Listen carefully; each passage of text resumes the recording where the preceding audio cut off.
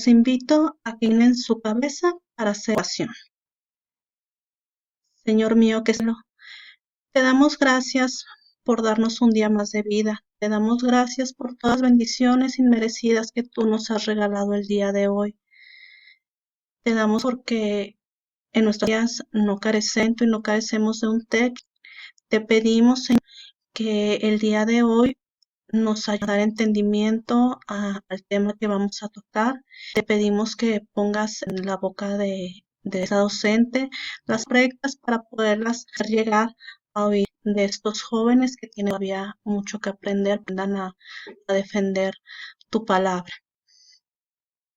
Todo lo pedimos no por mérito, sino por tu Hijo, nuestro Jesucristo. Amén.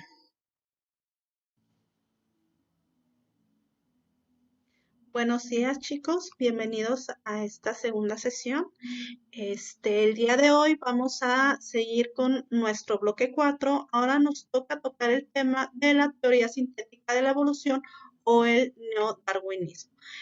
Antes de empezar, quiero mencionarles que quiero que quede claro, chicos, que nosotros vamos a tomar y empezar a ver el neodarwinismo o la teoría sintética de la evolución como una evolución post-creación.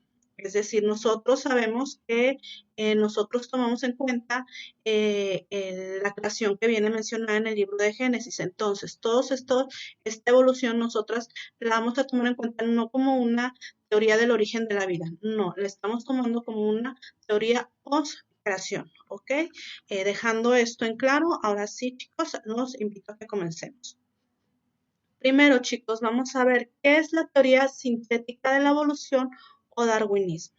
La teoría sintética es la teoría actualmente más aceptada de la evolución. Esta está basada en el darwinismo, pero aplicando conocimientos actuales de la genética, lo que nos permite explicar un poquito mejor la variabilidad entre los individuos de una misma especie y cómo se van heredando estos caracteres de un individuo a otro de acuerdo a sus progenitores. Aquí en esta imagen, chicos, como recuerdan, nosotros vimos los estudios de Morgan, que hizo los estudios en la mosca de la fruta. Él fue el primero que empezó a detectar que había ciertos alelos que se iban heredando de un organismo a otro, que los alelos dominantes son los que normalmente van a dominar en la siguiente generación y va a haber alelos que van a ser recesivos y que se van a ir quedando rezagados dentro de la reproducción.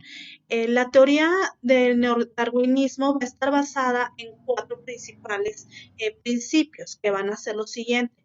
Primero, nos dice que los caracteres adquiridos no se van a heredar, igual que Darwin niega lo que afirma Lamarck.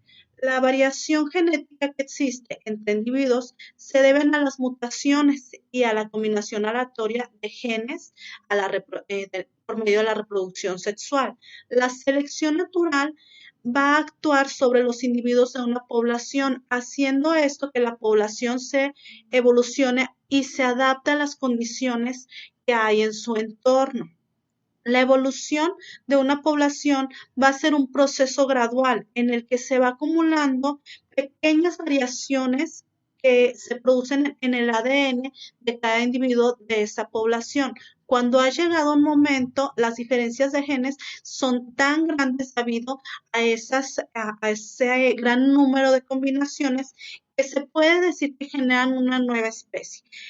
Los individuos de esta nueva especie no se van a poder reproducir con los individuos de la especie original. Al mencionar nosotros que se crea una nueva especie, es referente a que es una especie que tiene un código genético ya muy variado a su especie original.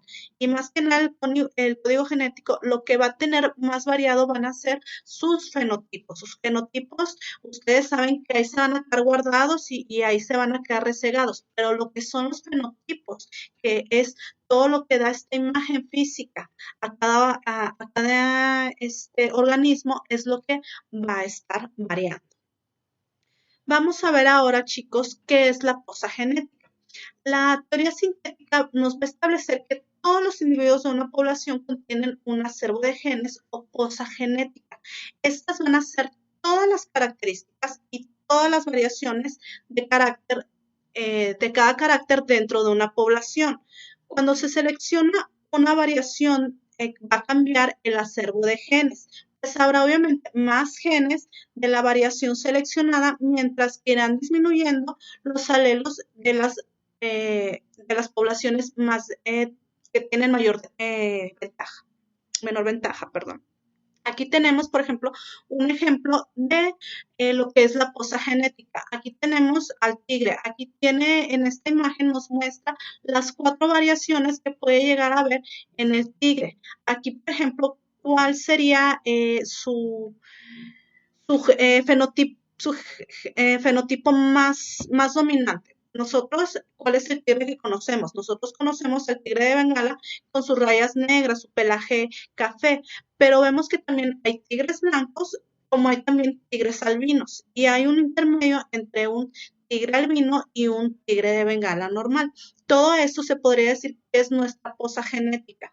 Aquí es una clara evidencia de cuáles son los genotipos que van a ir pasando de generación en generación. Nosotros sabemos que es muy raro encontrar o un tigre blanco o un tigre albino. Entonces, mis genes dominantes son los del tigre, que es café con negro. Ahora, chicos, vamos a pasar a lo que son las fuentes de variabilidad y los factores causantes del cambio en las poblaciones.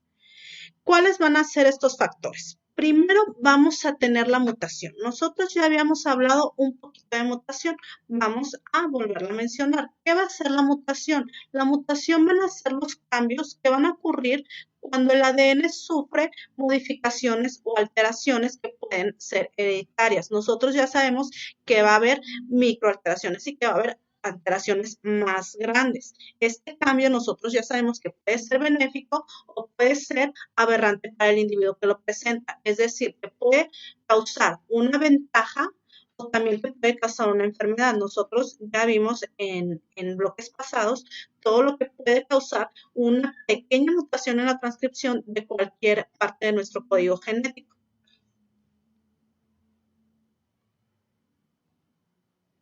También otra variante va a ser el flujo de genes. Cuando hablamos de flujo genético, vamos a hablar de los flujos de migración, en donde diferentes grupos de la misma especie se encuentran y se reproducen. A este conjunto de características nuevas y viejas se les va a conocer como un acervo genético. El flujo genético se puede ver afectado por la falta de movilidad de las especies o incorporación de nuevos genes. Es decir, chicos, ustedes saben que hay muchas especies que migran para poderse reproducir. ¿Cuál es la finalidad de que una especie migre para que se pueda reproducir? Como lo dicen aquí, hacer crecer su acervo genético. ¿Qué va a hacer?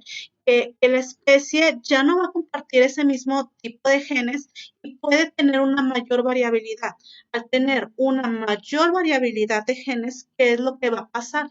Que va a hacer que esa especie, se podría decir, entre comillas, que mejore, que se haga más fuerte y que pueda seguir subsistiendo. Si no existiera la migración, ¿qué va a ser lo que va a pasar? Que todos los individuos de la misma especie se van a reproducir con su misma especie. Entonces, su acervo genético se va a reducir muy poco, va a ser el mismo. Entonces, no va a poder llegar a haber un proceso de adaptación a otras condiciones ni de mejoramiento a la especie. Otro de los factores que intervienen va a ser la derivada genética. ¿Qué nos va a provocar la derivada genética? La derivada genética nos va a reducir la variación genética. Esta nos va a limitar la capacidad de respuesta de una especie ante nuevas situaciones de selección.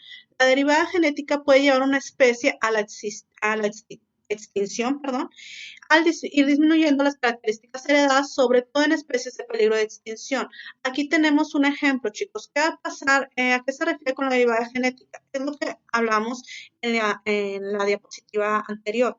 Cuando una especie no migra, lo que produce es que sus genes vayan siendo los mismos generación tras generación, tras generación, tras generación.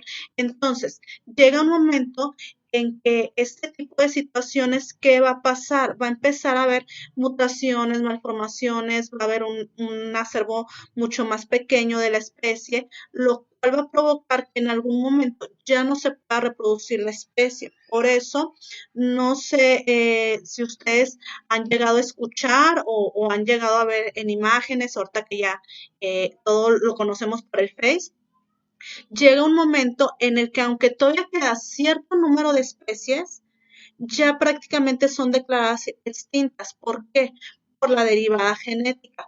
Cada especie tiene que tener un mínimo de ejemplares para que todavía se pueda preservar. Si esa especie baja o llega a ese mínimo de ejemplares, ¿qué va a pasar? Que la especie ya va a estar destinada a su extinción. ¿Por qué? Por la derivada genética.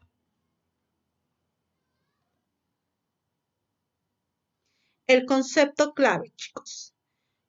En los conceptos claves vamos a ver primero el efecto fundador. ¿Qué va a ser el efecto fundador? Este proceso se va a presentar cuando una población se forma a partir de muy pocos individuos, ocasionando que la derivada genética sea muy pobre. Aquí vemos un ejemplo del efecto fundador. Tenemos agarramos una pequeña porción de la población. ¿Qué va a hacer? Esa población se va a reproducir entre sí. Vemos que los fenotipos rojos son más recesivos que los verdes, hay más verdes, entonces ¿qué va a pasar? Van a empezar a denominar los fenotipos verdes, entonces ¿qué va a pasar? Que va a haber puros verdes, va a llegar un momento en que los fenotipos dominantes van a ser los verdes y ya no va a poder haber más variación.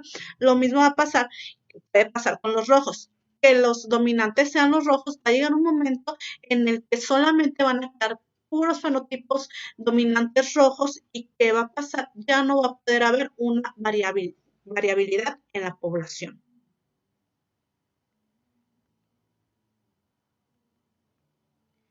También vamos a tener, chicos, como otro factor y punto clave, la interacción con el medio ambiente.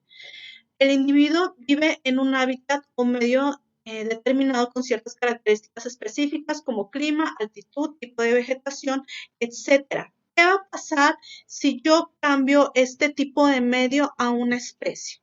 Tiene dos opciones. O la especie se va a ver forzada a tratar de desarrollar ciertas características que le ayuden a sobrevivir a este tipo de ambientes, o la especie va a tener que morir. Normalmente lo que optan las especies, y que son las especies que llegan a sobrevivir, es que las especies llegan a emigrar. Cuando ya no tienen la vegetación, por ejemplo, para su alimentación, cuando el clima ya es demasiado rígido para ellos, demasiado extremo para ellos, tienden a migrar. ¿Para qué? Para ellos poder subsistir y poder preservar su especie. ¿Por qué? Porque si se llegan a quedar en ese punto, tienen grandes probabilidades de extinguirse. También vamos a tener como otro punto clave el apareamiento no aleatorio. El apareamiento no aleatorio, en los organismos van a poder preferir aparearse con otros de su mismo o de otro diferente genotipo. Esto impide que la población esté en un equilibrio. Ustedes saben, chicos, que normalmente en la mayoría de las especies siempre las hembras buscan al macho más dominante. ¿Para qué? Porque esto le ayuda a la hembra a asegurar que su especie puede llegar a sobrevivir, que los seres que ellos engendren pueden llegar a sobrevivir. Pero esto no va a ocurrir en todas las especies. Entonces, ¿qué va a pasar cuando la especie no tiene tiene ese apareamiento no aleatorio, que puede llegar a que la especie llegue a tener rasgos muy que no son muy dominantes y que no son aptos para su sobrevivencia y pues llegue a una extinción. tenemos los ejemplos. Y eso sería, chicos, todo por la sesión de hoy.